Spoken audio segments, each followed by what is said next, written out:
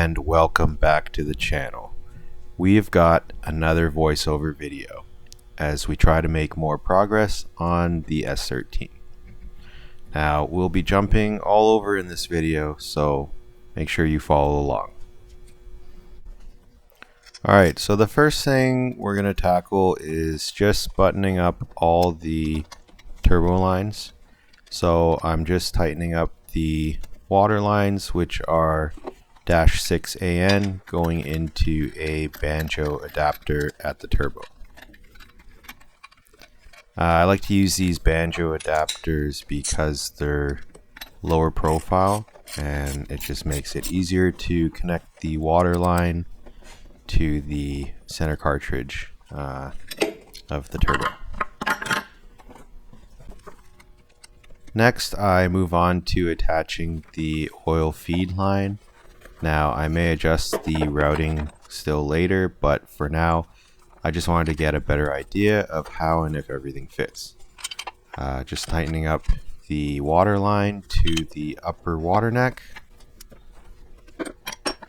So next I wanted to address the AC lines and get those connected to the compressor.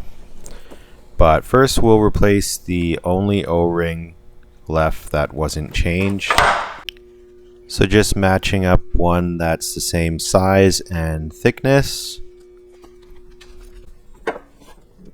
And on it goes to the AC line. Now at this point I realized that these lines aren't fitting this compressor. And that's when it hit me. The compressor on this engine was from my Kuki.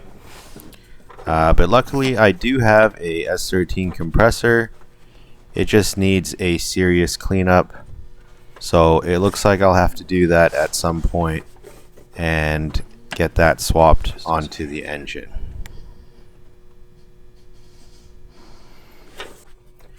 But in the meantime, we'll move on to connecting all the remaining power steering lines.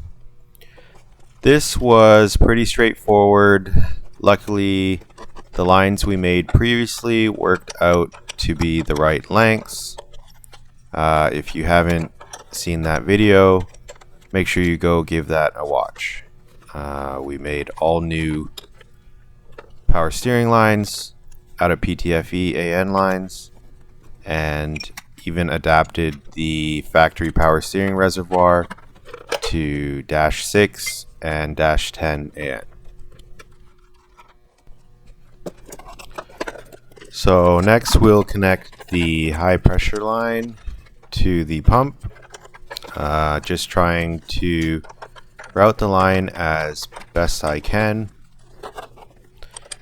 And with the high pressure line connected, our power steering system is all hooked up.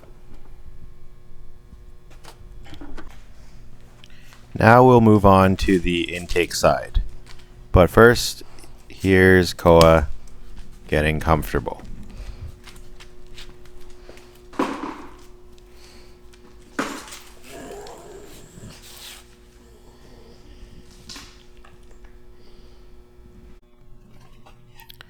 Alright, now on to the heater core lines.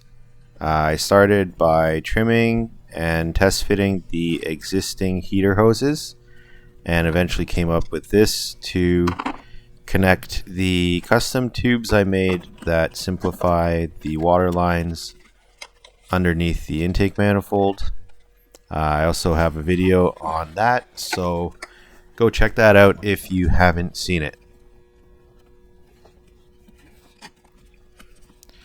It's also pretty tight behind here, but after some squeezing and struggling, I managed to hook up the heater hoses.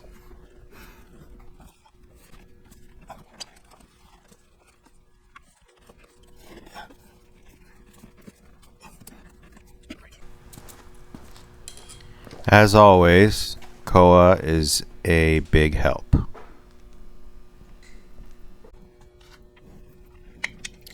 Now underneath the car, just mounting up the clutch slave and tightening those bolts down.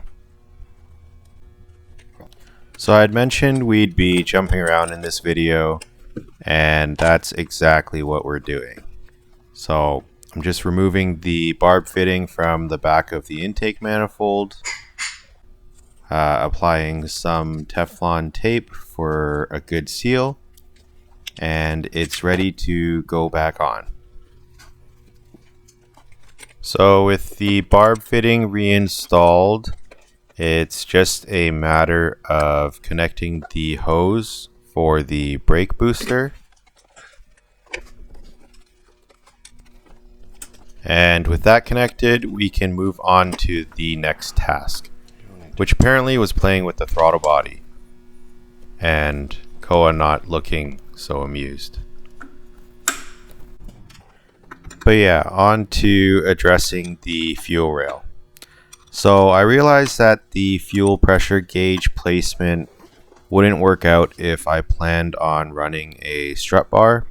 So it's coming off, and it's going to go onto the regulator itself.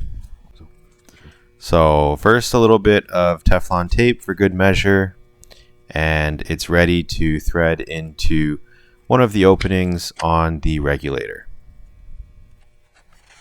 Now, I really like the small footprint of this radium fuel pressure regulator. It's nice that it can just mount to the rail. This allows for fewer fuel lines, which simpler is always better. Now, just tightening up the gauge, and just another check-in with Koa.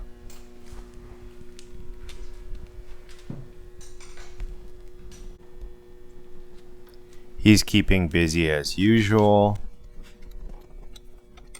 And with the pressure gauge all tightened up, we can move on to plugging the open port on the fuel rail and the remaining open port on the regulator.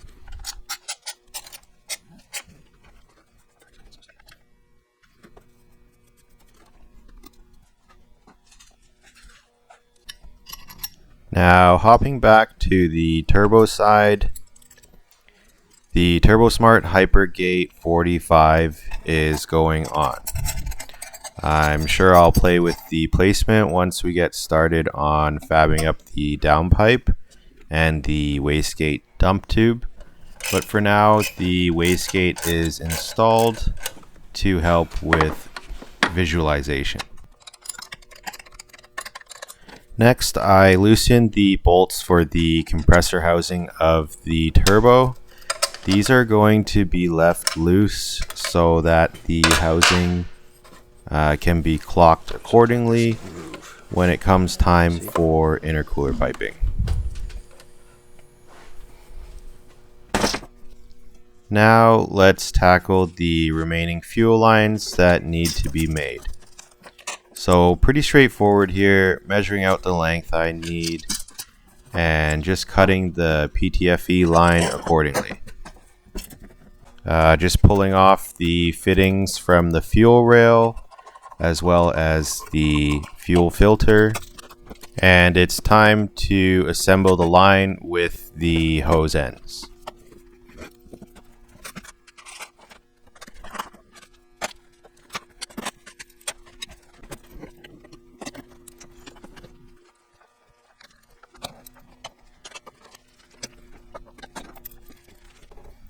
Now the fuel line just needs to be installed between the fuel rail and the fuel filter, and with that section plumbed and making sure the line is well routed,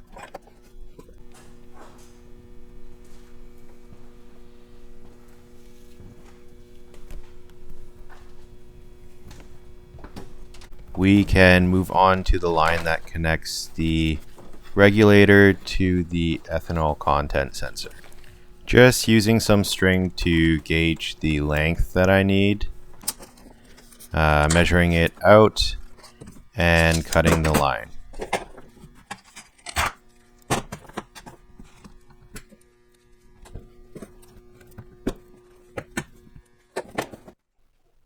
Again, just pulling the fittings off that were mocked up, and then it's just a matter of assembling them onto the PTFE line.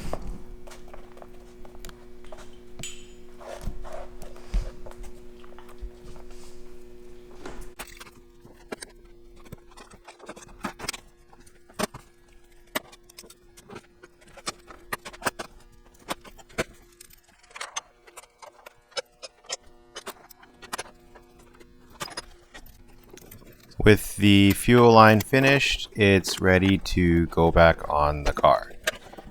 Connecting the regulator to the ethanol content sensor. Here's Koa trying to nap, but getting woken up.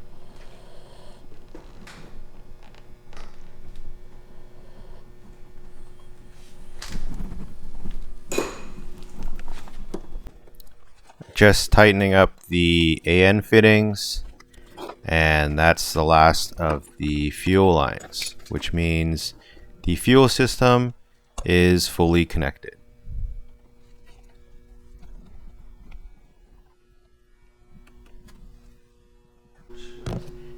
Now we're ready to mount up the GRETI front mount intercooler.